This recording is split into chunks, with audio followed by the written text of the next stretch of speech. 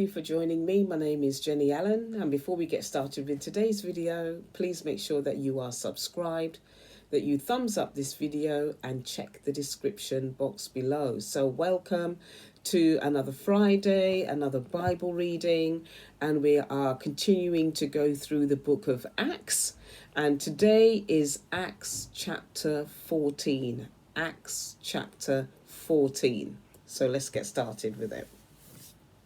And I'm also reading it in the New King James Version. In Iconium, they entered a synagogue of the Jews together and spoke in such a manner that a large number of people believed, both of Jews and of Greeks.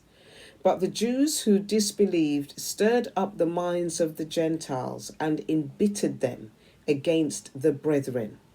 Therefore they spent a long time there, speaking boldly with reliance upon the Lord, who was testifying to the word of his grace, granting that signs and wonders be done by their hands. But the people of the city were divided, and some sided with the Jews, and some with the apostles. And when an attempt was made by both the Gentiles and the Jews with their rulers to mistreat and to stone them, they became aware of it and fled to the cities of Lycaonia, Lystra, and Derbe, and the surrounding region. And there they continued to preach the gospel. At Lystra, a man was sitting who had no strength in his feet, lame from his mother's womb, who had never walked. This man was listening to Paul as he spoke, who, when he had fixed his gaze on him, and had seen that he had faith to be made well, said with a loud voice, "Stand upright on your feet." And he leaped up and began to walk. When the crowd saw what Paul had done, they raised their voice, saying in the Lycaonian language, "The gods have become like men and have come down to us." And they began calling Barnabas Zeus and Paul Hermes, because he was the chief speaker. The priest of Zeus, whose temple was just outside the city, brought oxen and garlands to the gates and wanted to offer sacrifice to the crowds.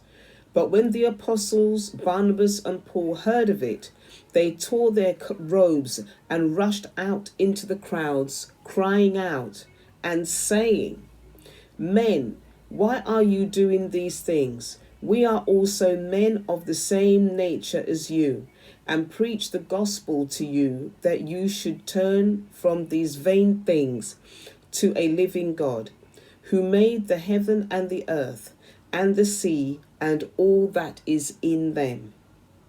In the generations gone by, he permitted all the nations to go their own ways, and yet he did not leave himself without witness, in that he did good and gave you rains from heaven and fruitful seasons, satisfying your hearts with food and gladness." Even saying these things with difficulty, they restrained the crowds from offering sacrifice to them. But Jews came from Antioch and Iconium, and having won over the crowds, they stoned Paul and dragged him out of the city, supposing him to be dead. But while the disciples stood around him, he got up and entered the city. The next day he went away with Barnabas to Derbe.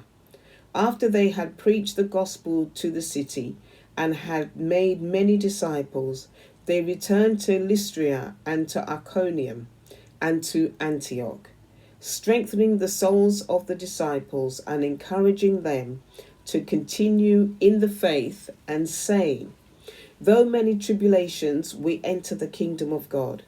When they had appointed elders for them in every church, having prayed with fasting, they commended them to the Lord, in whom they had believed.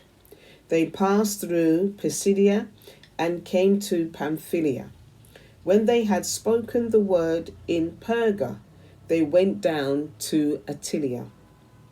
From there they sailed to Antioch, from which they had been commended to the grace of God for the work that they had accomplished. When they had arrived and given the church together, when they had arrived and gathered the church together, they began to report all things that God had done with them, and how he had opened a door of faith to the Gentiles. And they spent a long time with the disciples. God bless you, and I will see you in my next video. God bless you.